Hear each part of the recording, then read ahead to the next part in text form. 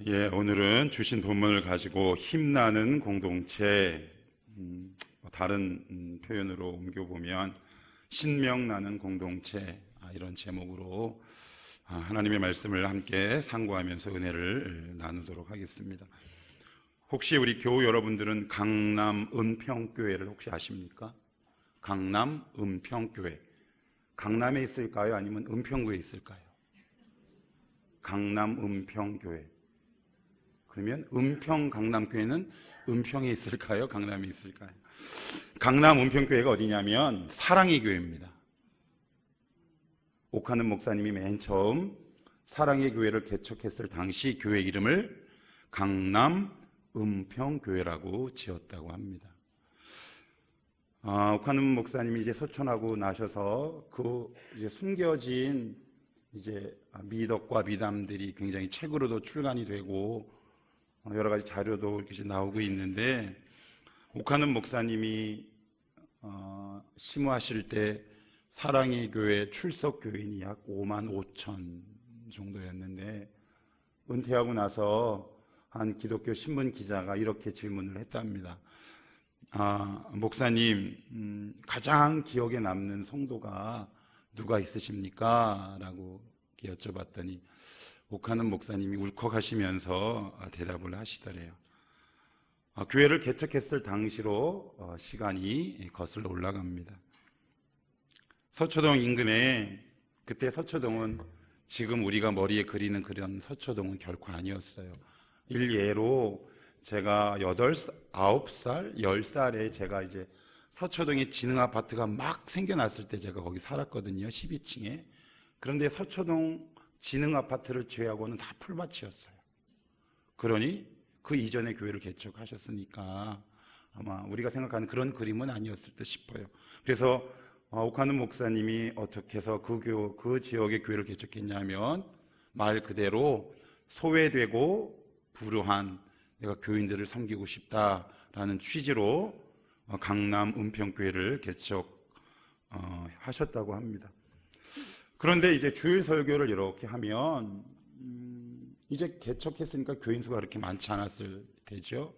근데 한 교인이 이렇게 들어오면, 여자분인데 이렇게 옥하는 목사님과 시선을 피하고 우리 교회에 이렇게 기둥이 이렇게 있는데, 기둥 옆에 그 목사님이 잘 안 보이는 자리에서 설교를 이렇게 듣고 계시다가 이렇게 눈물을 이렇게 펑펑 쏟고, 이제 축도가 끝나면 언제 그리냐는 듯이 이렇게 후다닥 하고 나가기를 몇 개월째 하시더래요. 그래서 어느 날은 안 되겠다 싶어가지고 그냥 불이 났게 달려가서 이제 이야기를 이제 목양실로 불러들여서 이야기를 좀 나눴다고 합니다. 그런데 이제 그분이 이제 이혼을 2번을 하고, 그리고 극단적 선택을 또한 몇 번 했던 것 같아요. 그러고 나서 이분이 이제 선택한 마지막 직업이 부잣집, 흔히 말하는 식모라는 게 예전에 있었잖아요. 그죠? 그러다 보니까 제대로 된 대우 뭐 이런 것들 받지 못했겠죠. 그러니까 말 그대로 마음이 참 많이 가난해졌던 모양이에요. 그래서 이분이 5만 5천 명에 해당하는 교인들이 있지만 목회하면서 가장 기억에 남는다고 합니다. 그 이유가 조금 더 있습니다. 강남 은평교회로 개척한 옥하는 목사님이 이 식모 이분 이야기가 아마 그 주변에 이렇게 퍼졌던 모양이에요. 그리고 나서는 이제 그 은평교회로 교인들이 몰려들기 시작했대요. 그래서 변호사, 강남 땅 부자, 이제 그런데 교회를 함께 개척했을 그 무렵 교인들은 어떤 교인들이었을까요? 부자였을까요? 가난한 사람들이었어요. 그래서 교세가 어느 정도 이렇게 자랄 무렵에 함께 교회를 개척했을 그 교인들이 옥하는 목사님을 찾아오더니 이렇게 이야기를 하더랍니다. 목사님, 이제 저희가 이 교회를 떠날 때가 된 것 같습니다. 이제 우리 교회는 더 이상 가난한 자의 교회도 아니고 소외된 자의 교회도 아니라 저희가 있을 곳이 아닌 것 같습니다. 그래서 그 이야기를 듣고 옥하는 목사님이 아차 싶으셨대요. 그래서 교인들 앞에 무릎을 꿇고 이렇게 싹싹 비셨대요. 내가 잘못했습니다. 저와 끝까지 함께 해주십시오. 그런데 결국 그 대다수의 교인들은 이 교회에 적응할 수 없다, 그런 말을 남기고 떠났는데, 아까 식모라는 그분은 죽을 때 옥하는 목사님 품에서 숨을 거두셨대요. 그러니까 그분이 그렇게 오랫동안 기억에 남았다, 이렇게 이야기를 하더라고요. 2007년도 상암동에 초교파 기독교 연합 집회가 일어납니다. 그래서 기독교계 진보 보수 목사님들이 머리를 맞대서 설교자로 누구를 세울 것인가 고민을 하는데, 거의 대부분의 목회자들이 누구를 천거하냐면 옥하는 목사님을 천거합니다. 제가 거기서 옥하는 목사님이 그때 설교했던 본문을 다 옮길 수는 없지만 제가 한 몇 문장만 간단히 옮기도록 하겠습니다. 주여, 이놈이 바로 죄인입니다.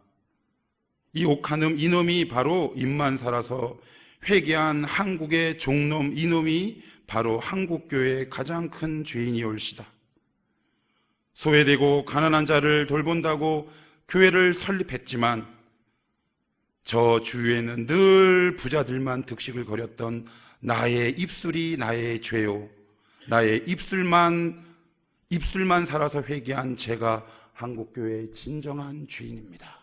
이렇게 울면서 설교를 하시는데, 그 설교가 21세기 설교학자들 사이에 최고의 명설교다. 제가 그 전문을 다 읽어봤는데 되게 투박해요. 그런데 그 진심이 있지 않아서 그랬을까라는 생각을 해봅니다.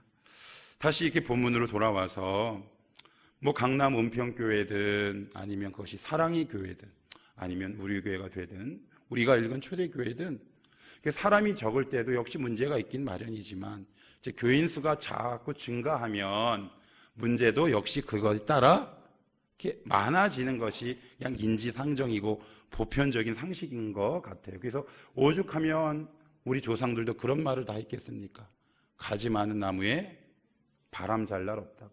아마 그런 것 때문인지는 모르겠지만 예루살렘 교회의 강력한 성령 하나님의 역사와 사도들의 담대한 증거와 복음 전파로 이 예루살렘 교회 공동체가 이제 부흥하기 시작을 합니다. 6장 1절에는 이렇게 증거를 하고 있습니다. 그때 제자가 더 많아졌다. 그런데 제자가 더 많아짐과 동시에 문제도 발생을 합니다. 그런데 어떤 문제가 발생하냐면 제가 1절을 한번 읽어보겠습니다. 헬라파 유대인들이 중간부터 읽을게요.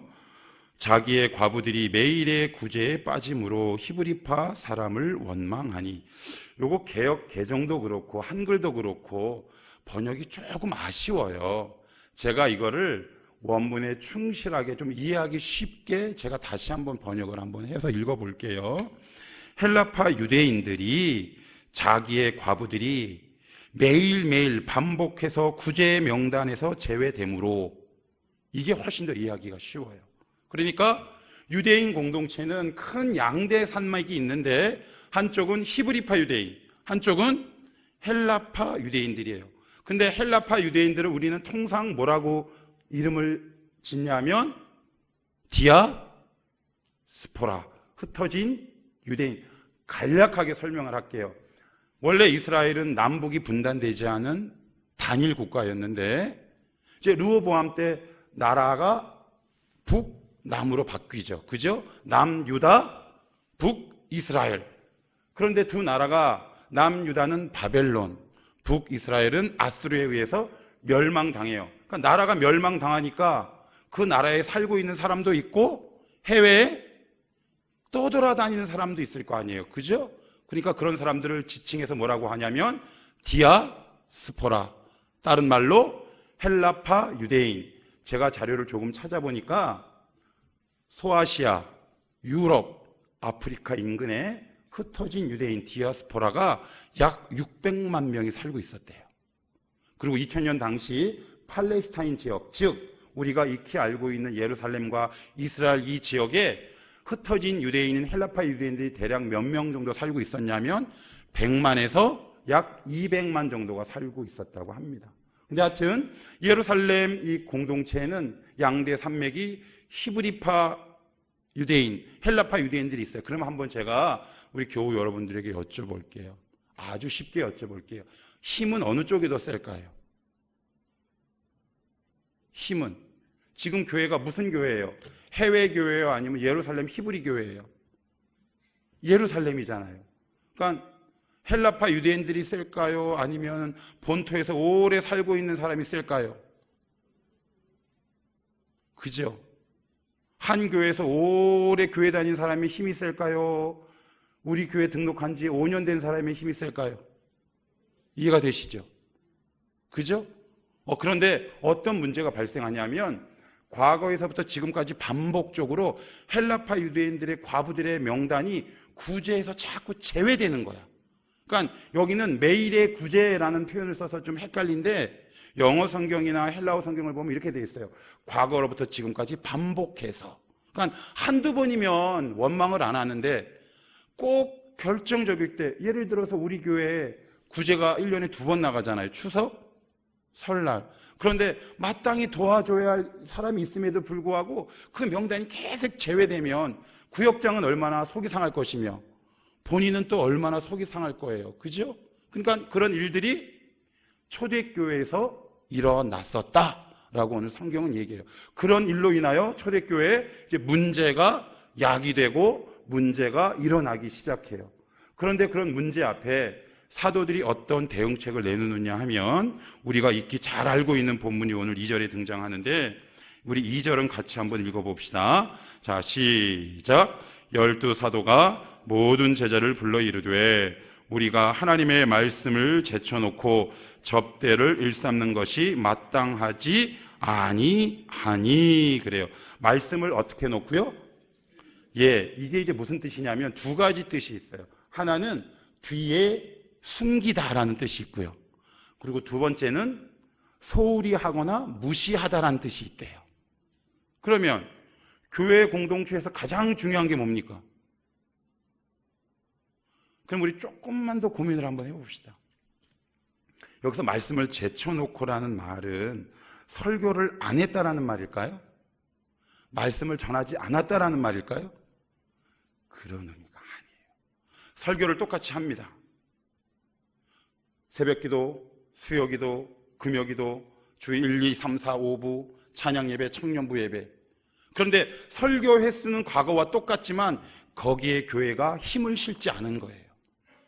그냥 말씀을 듣는 것이 익숙해서 오늘도 있구나. 내 삶의 모든 것을 드리지 않게 되는 거겠죠. 그러니까 말씀이 어느 순간 나의 중심에 자리 잡고 있는 것이 아니라 변방으로 밀려가기 시작한 거예요. 나의 주관과 가치와 신념을 말씀이 주관한 것이 아니라 다른 비본질적인 것이 나를 움직이기 시작했다라고 얘기해요. 우리는 보통 말씀을 제쳐놨다 이렇게 얘기하니까 말씀을 전하지 않았나 보다. 그런 일은 없어요. 여러분, 교회가 막 흔들리고 교회가 막 싸워도 주일에 설교합니까? 안 합니까? 하지요. 새벽기도 있습니까? 없습니까? 있지요. 우리랑 똑같은 거예요. 말씀을 제쳐놨다는 얘기는 사도들이 설교를 하지 않았다는 것이 아니라 설교를 하긴 했지만 그만큼 말씀의 중요성과 의미가 전진했다 아니면 퇴색했다. 퇴색한 거예요. 여러분, 말씀을 제외하면요 인간의 영혼도 제외됩니다. 말씀이 우선순위에 돌아오지 않으면 영혼이 우리 눈에 보이지 않게 돼요. 제가 얼마 전에 이런 책을 한번 읽었어요. 안양대 기독교 문화학과 교수인 추태화 박사라는 분이 얼마 전에 권력과 신앙이라는 책을 하나 이렇게 냈는데 이게 무슨 책이냐면 히틀러와 기독교의 상관관계를 연구한 논문이에요. 그런데 히틀러가 독일 교회를 어떻게 꼬셨냐 하면 이렇게 꼬십니다. 거기 나와 있는 책의 내용을 그대로 옮겨드릴게요. 독일 교회는 그 당시 체제와 문화는 가지고 있었지만 복음의 능력과 예수 그리스도의 사랑을 실현하고 있지는 않았다. 그러던 중 히틀러가 루터교 수장들에게 우리가 교회를 보호해 줄 테니 나치를 지지해 주고 나치가 하는 행적에 대해 기독교인들이 따라달라 그랬더니 루터교 수장들이 아멘 해버린 거예요. 그 결과 어떻게 됐습니까? 유대인 600만 명이 학살돼요. 그러면 독일 교회의 가장 큰 문제는 뭘까요? 뭐를 제쳐놓은 걸까요? 말씀을 제쳐놓은 거예요. 그럼 한 번 더 물어볼게요. 독일 교회 주일 설교 했을까요? 안 했을까요? 새벽 기도는 없으니까 수요 기도, 묵상 똑같이 설교했고요. 독일 전국에 하나님의 말씀이 똑같이 울려 퍼졌어요. 그런데도 그 말씀은 더 이상 독일인들의 가슴을 움직일 수 없었어요. 왜요? 설교는 했지만 말씀이 더 이상 독일 교회의 삶의 기준과 중심이 아니었기 때문에 그래요. 말씀을 무시한 거예요. 그러니 독일 교회가 유대인이라는 영혼이 눈에 보였습니까? 안 보였습니까? 눈에 안 보이죠. 그러니까 거기에 승낙을 해준 겁니다. 땅. 그래, 유대인들은 죽어도 좋아. 이렇게. 그래서 사도 바울은, 아니 초대교회 사도들은 이 문제를 빨리 캐치해요. 그리고 나서는 이제 조치를 취하기 시작합니다. 그 문제에 빠져 있지 않아요. 그 문제에 매몰돼 가지고 허우적거리지 않아.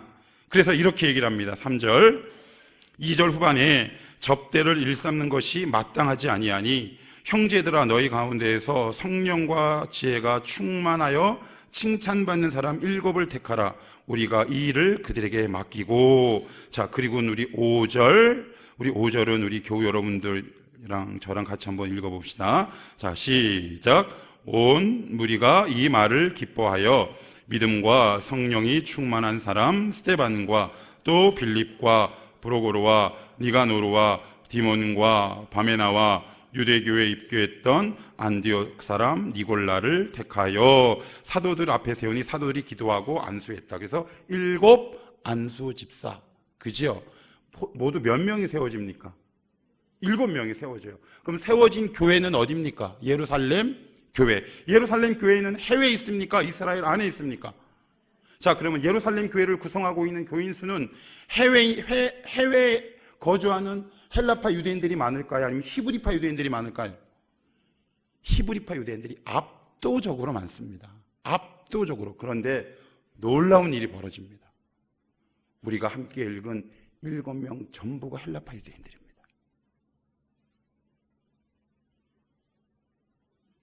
전부 다 헬라파 유대인들이에요. 그러면 그들을 누가 뽑아줬을까요? 헬라파 유대인들끼리 똘똘 뭉쳐서 뽑을 수 있을까요? 야, 요번에 나오는데 찍어. 담합해서 될 수 있을까요? 그러면 이들 7명을 누가 찍어줬을까요? 히브리파 유대인들이 찍어줍니다. 왜 찍어줄까요? 히브리파 유대인들은 아는 거예요. 헬라파 유대인들이 자기보다 그릇이 큰 사람이라는 거예요. 헬라파 유대인들의 최대 거장이 누군가요? 사도 바울입니다. 히브리파 기독교인들은 알았던 거예요. 해외 문물을 경험하고 다양한 문화의 품을 경험한 헬라파 유대인들이 복음을 경험했을 때 우리보다 훨씬 더 넓이와 깊이가 남다르구나. 우리보다는 그들을 세우는 것이 우리 교회를 위해서 훨씬 더 이익이겠다. 그럼 한번 제가 한번 여쭤볼게요. 뽑힌 헬라파 유대인들이 더 대단합니까? 그들을 뽑아준 히브리파 기독교인들이 더 위대합니까? 그럼 여러분들은 누구 되실래요? 아니요. 우리는 헬라파 유대인 되고 싶어 하잖아요. 이건 우리 교회의 현실이기도 하고 우리 청년부의 현실이기도 하는 거예요. 사랑하는 청년들아, 오늘 총회가 있어. 누구를 뽑을래? 누구를 뽑을래?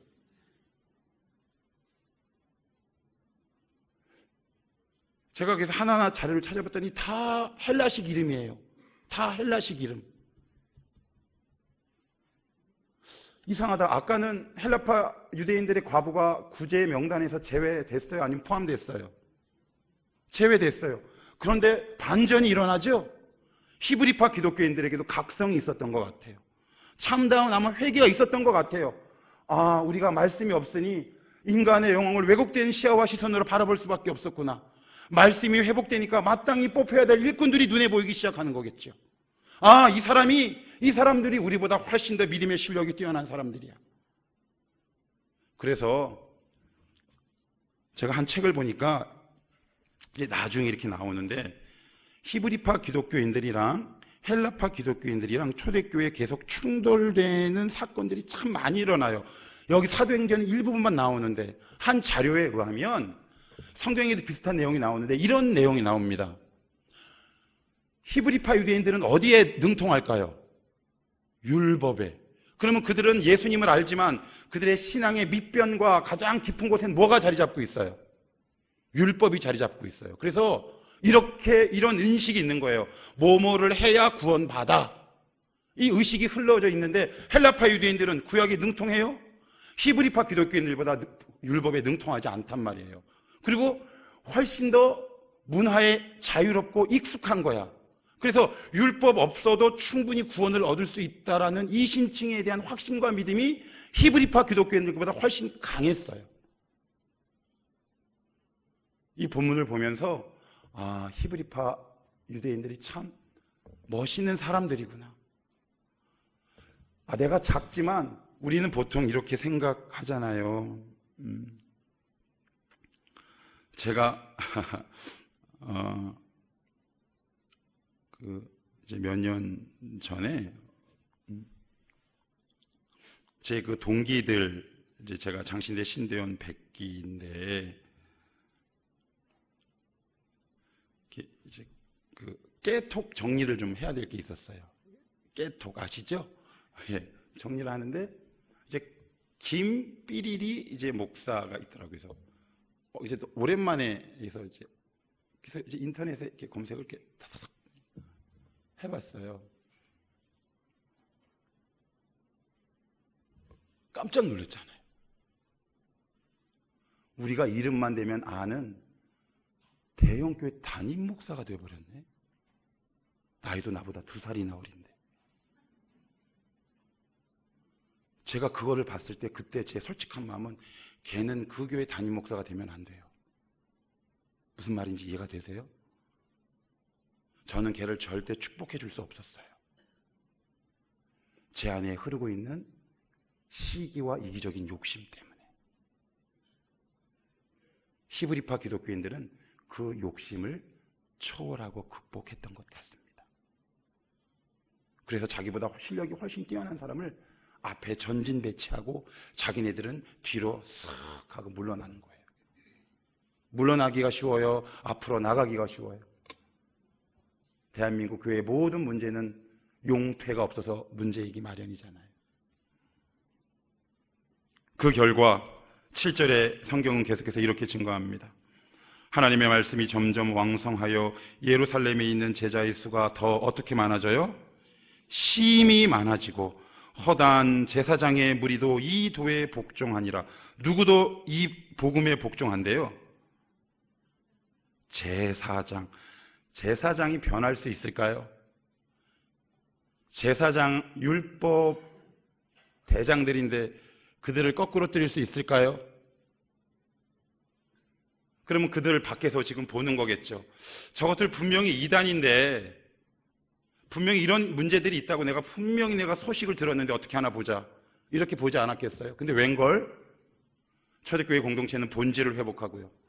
자기네들이 보기에도 별로 별 볼 일 없고 욕심만 가득한 놈들이 앞에 일꾼으로 탁 세울 것 같은데 오히려 그들은 뒤로 빠지고요. 정말 능력 있는 일꾼들이 전진 배치되는 모습들을 보면서 제사장들은 뭐라고 생각했을까요? 우리가 믿는 유대교랑 다르구나. 내가 알고 있는 종교의 색깔과 너무 다르구나. 이 안에는 뭔가 있지 않을까? 이 도에 복종하지 않겠습니까? 우리 청년부가 이런 청년부가 되기를 축복합니다. 난 너희들이 이런 공동체를 이루며 살아가기를 축복해. 이런 일꾼들이 많아지기를 축복한다. 너희들이 이 말씀의 현장이기를 축복해. 너희들이 우리 교회의 헬라파 유대인들이 되기를 축복한다.